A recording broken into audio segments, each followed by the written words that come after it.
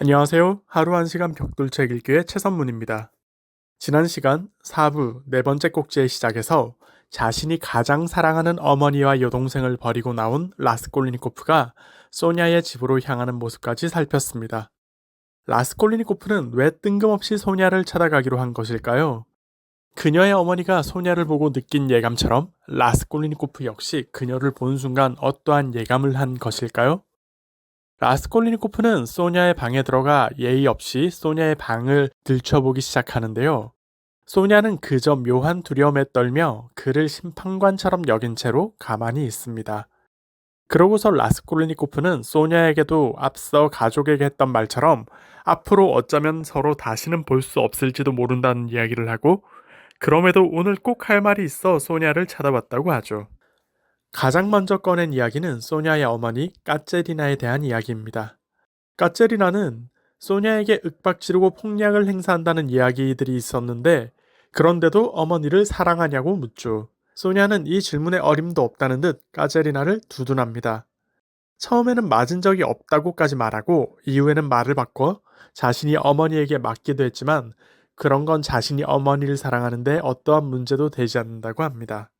라스콜리니코프의 잔인한 추궁은 계속됩니다. 만일 까체리나와 소냐 둘 중 한 명만 죽더라도 그 가정이 어떻게 될지 생각해봤냐고 소냐에게 묻죠.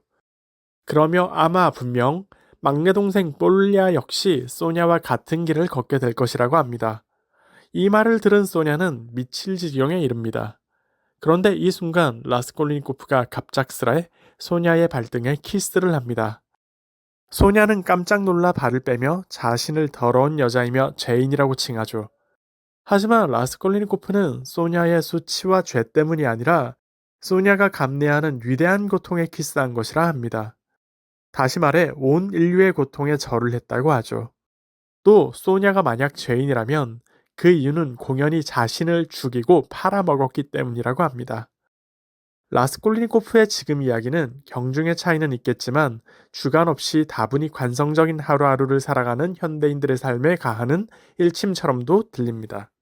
그리고 이러한 소냐를 보며 라스콜리니코프는 내면의 치욕과 함께 그 정반대의 성스러움이 공존한다고 평하는데요. 그가 보기에 소냐는 그 타고난 품성과 최소한의 교육을 받은 덕분에 매춘이라는 일을 지속할 수 없는 여인이라고 평합니다. 그러며 소냐가 선택할 수 있는 갈림길은 세 가지로: 첫째, 자신의 몸을 운해에 던져 삶을 마감하든지; 둘째, 미쳐버려 정신병동에 들어가든지; 셋째, 자기 이성을 교란하여 음탕한 생활에 젖어드는 것이라고 하죠. 물론 세 번째가 가장 가능성이 크지만 그녀는 그러지도 않았고 죽지도 않았으며 죽을 정도로 고통을 받지만 미치지도 않고 있다고 합니다. 라스콜리코프는 그녀가 어떻게 세 가지 모두 선택하지 않으면서도 삶을 이어갈 수 있는지를 궁금해합니다. 바로 자기 자신의 처지가 지금 정확히 그 꼴이기 때문이겠죠. 다만 소냐는 신앙의 힘으로 자신의 마음을 유지하고 있다고 합니다. 다시금 소녀의 방을 둘러본 라스콜리니코프는 신약 성서를 발견합니다.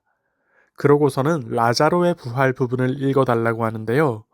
라자로의 부활은 요한복음에 등장하는 예수의 마지막 기적이자 가장 위대한 기적이라고 합니다.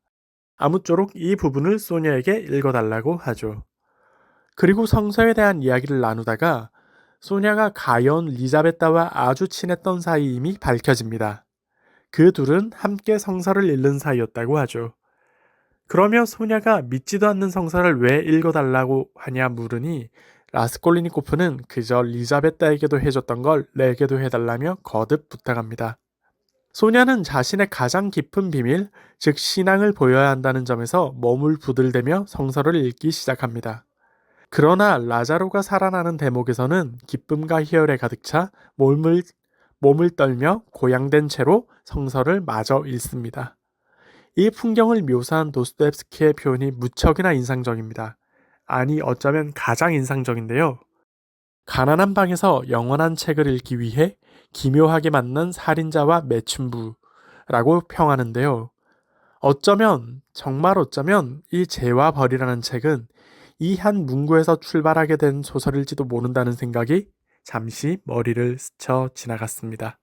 아무쪼록 이 성서 낭독 이후에 라스콜리니코프는 자신이 가족을 모두 버렸음을 고백하고 뜬금없이 소냐에게 함께 살자고 합니다. 자기 몸에 손을 대고 스스로를 죽인 자들끼리 함께 살아야 한다고 하죠. 좀 어려운 말 같지만 아주 조금 무슨 말을 하고 싶은지 알 것 같기도 한 표현이었습니다. 그리고 오직 그녀에게만 내일 다시 찾아와 리자베타를 죽인 범인을 알려주겠다고 말하며 방을 나섭니다. 라스콜리니코프가 나가자 소냐는 그가 어떻게 범인을 아는 것인지 두려움에 빠지는데요. 그럼에도 결코 그가 그런 짓을 저질렀을 것이라고는 생각하지 않습니다. 그녀가 보기에 그는 너무도 불행해 보였기 때문입니다. 그날 밤 소냐는 오한과 고열에 시달리게 됩니다.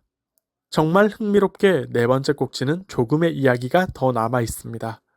바로 단 둘만의 가장 내밀한 대화인 줄 알았던 지금의 장면을 비밀스레 소리를 엿들을 수 있는 옆방에서 스비드리가일로프가 이 모든 이야기를 듣고 있었다는 것입니다.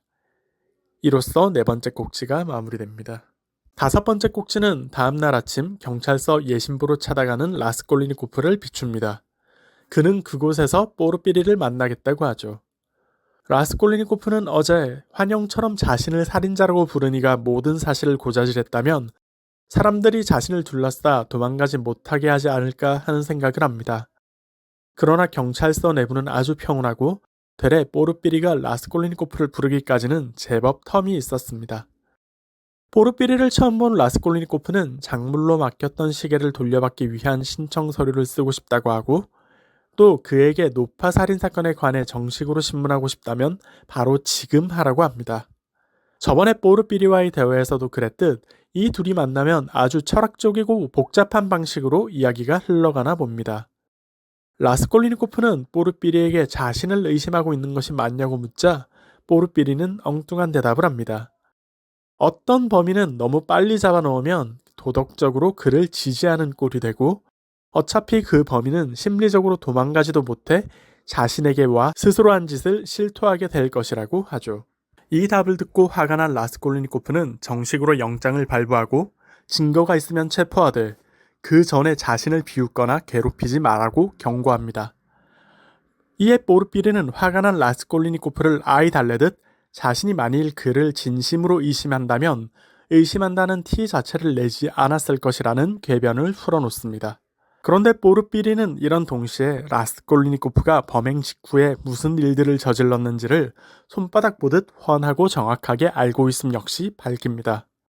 또한 그는 라스콜리니코프가 정신 이상임을 주장하는 편이 논리적으로나 현실적으로나 유리하지 않을지 조언 아닌 조언을 합니다.